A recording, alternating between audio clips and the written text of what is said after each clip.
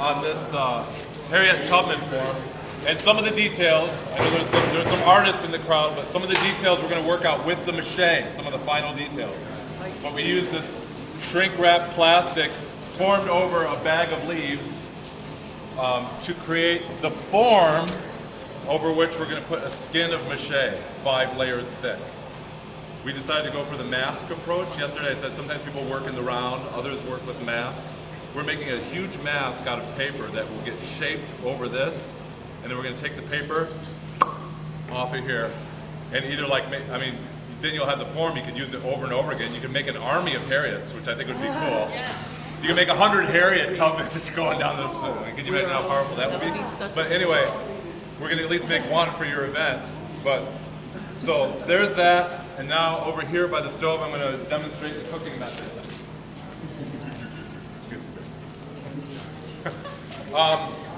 There are many different ways to make cornstarch. When I first started into paper mache, I used wallpaper paste, the wheat-based wallpaper paste that you get at the hardware store that you use to put wallpaper on your wall.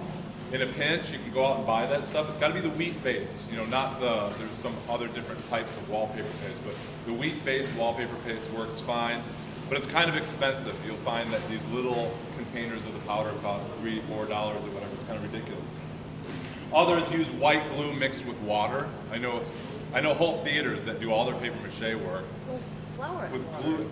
Well, flour and water is okay, but honestly, I know no professional artist that uses that because it molds, and mice eat it. It's a food product for animals, so it becomes a hazard because you lose your work because mice eat holes in it. They don't eat holes in the starch mixture. So I'll leave the recipe when I go, but it's essentially a cup of starch, like 1 cup of starch, to 1 gallon of boiling water, or a 1/4 cup to a quart, quarter cup to the quart of water.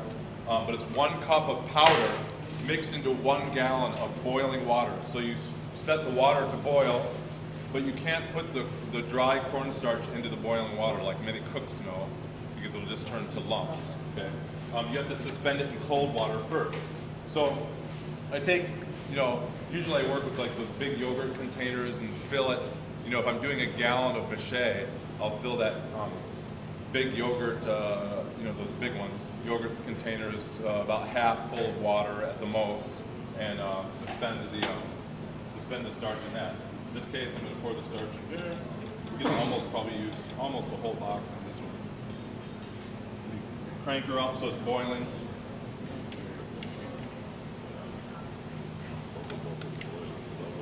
Yeah, this is going to be very well near a whole box of starch.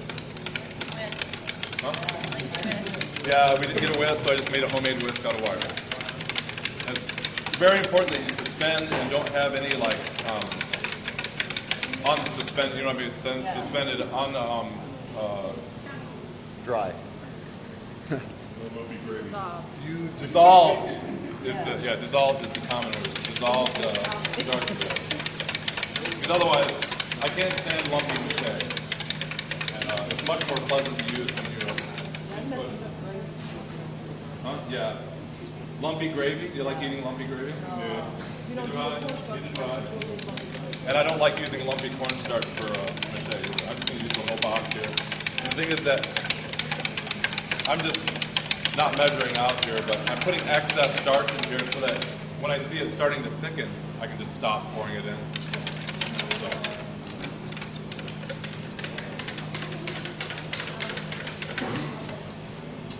And be sure to whisk the hot water as it goes in.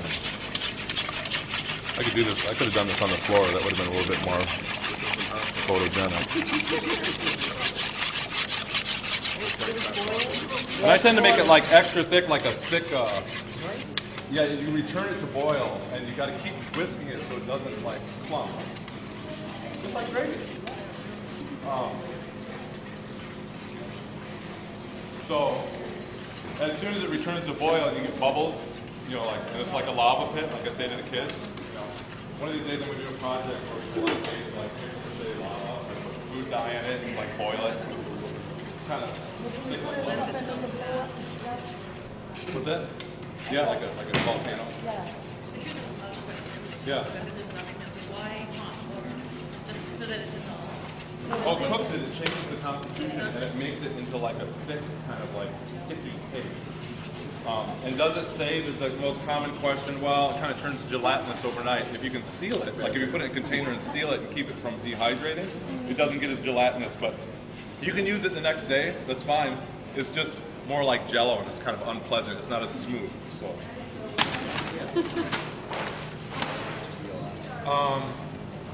People say paper bags? I thought you used newspaper. Well, the reason we use paper bags is because it's twice as thick as newspaper. It's a little bit, there's, you know, whatever. So you get more strength per application of paper mache. Some people alternate paper bags, newspaper, paper bag, newspaper, so they can keep track. Who here has done paper mache before? So I make sure that I'm not like, I don't want to like necessarily preach to the choir. But when we tear, a crew of people could do this, you know, or a couple people. When we use the paper bags, we tear that side seam out here, like this. There's like a seam where the bag is glued together in the side. And there's the bottom, which we have no use for because it's all glued together and it's kind of got stiff material. So take the bag, the bottom out, and that seam in the side. We don't have any use for that, so we'll make a placement. So we have a nice sheet of paper. And then tearing it top to bottom in strips like this. It's harder to tear it side to side because the fibers run top to bottom in the bag. Okay? With let me just get a bunch of these. With a figure about this scale, you know, we could go with, unless we're working near the eyes where it's more detail or around the lips. I think this width is good. So that's like, you know, 2 to 3 fingers. 3 fingers probably for most everybody. There's nothing wrong with taking a piece that fits nicely into your hand, and I'm not going to dip my hand in there, but typically, here we go. Cools faster if you put it in here.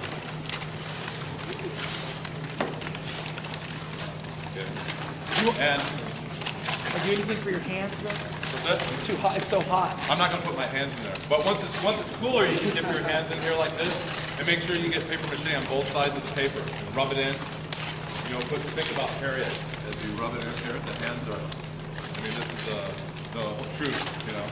Like if you take your hands and like put your energy through your hands in there, and lots of people work on it, it really receives the energy of a lot of people, which is what I like about paper mache masks. It's like the cooking thing. Like as you're cooking, you're like Maya, like she cooks, she like thinks about revolution or whatever. So, huh? Yeah. So.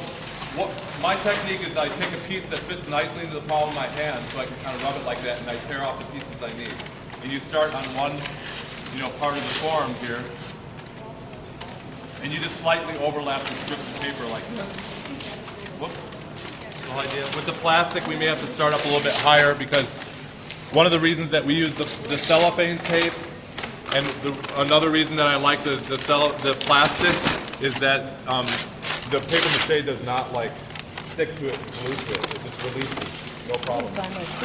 On clay or wadded paper forms or anything else, you would need to put some sort of release agent.